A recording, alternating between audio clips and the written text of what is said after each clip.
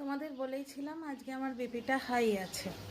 আমি আমার ভিডিওটা চেক করতে গিয়ে আপলোড হচ্ছে কিনা দেখতে গিয়ে হঠাৎ দেখি একটা লাইভ হচ্ছে, আর ঠিক সেই সময় আমাকে এবং আমার ছেলেকে জড়িয়ে যে কথাটা হচ্ছে যে আপনাকে আপনার ছেলের সঙ্গে যখন বলে কেমন লাগে, একটা বাচ্চার স্কুলে ভালো স্কুলে পড়াচ্ছে না, তার খাওয়া দাওয়া ভালো হচ্ছে না, এইটা নিয়ে কথা বলার একটা মা আর তার ছেলে, তার প্রাপ্তবয়স্ক ছেলেকে জড়িয়ে কথা বলা দুটো এক হলো, সেইটা শুনতে পেয়ে আমি জবাব দিতে গেছি ওই কটাই।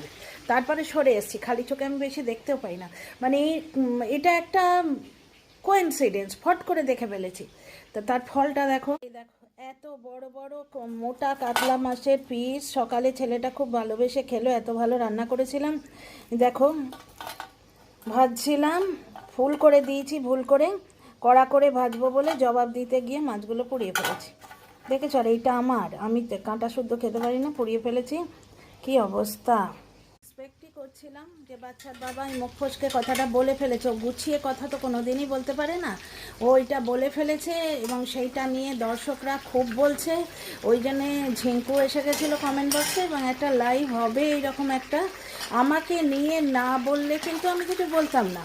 আমি যেই মোবাইলটা খুলেছি সঙ্গে সঙ্গে দেখি আপনাকে নিয়ে, আপনার ছেলেকে নিয়ে কাটাছেঁড়া। কেন রে ভাই, আমার ছেলে কি ইয়েতে আছে?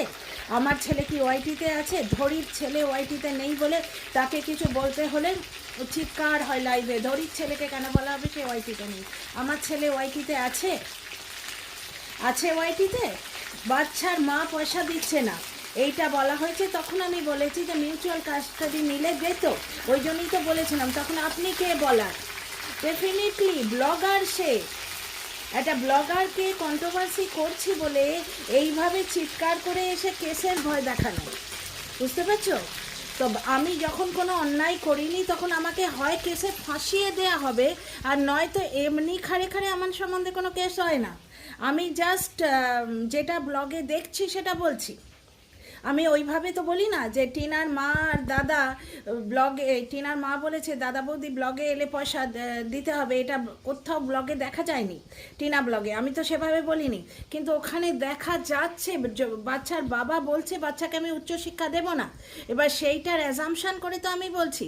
দ্বিতীয় কথা, বাচ্চার মা বাচ্চাটাকে দিয়ে দিয়েছে, সবাই চেয়েছিল বাচ্চা বাবার কাছে থাকে, তাহলে এখন আবার বাচ্চার মায়ের দিকে কেন কন্ট্রোভার্সি ঘুরিয়ে দেওয়া হচ্ছে?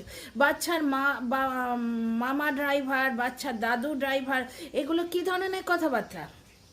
এগুলো তো এক ধরনের কন্ট্রোভার্সি। তা ওনারা করলে কন্ট্রোভার্সি, আর আমি করলে সেটা কেসের আন্ডারে আসে, তাই না? তো যাই হোক, কোনো ব্যাপার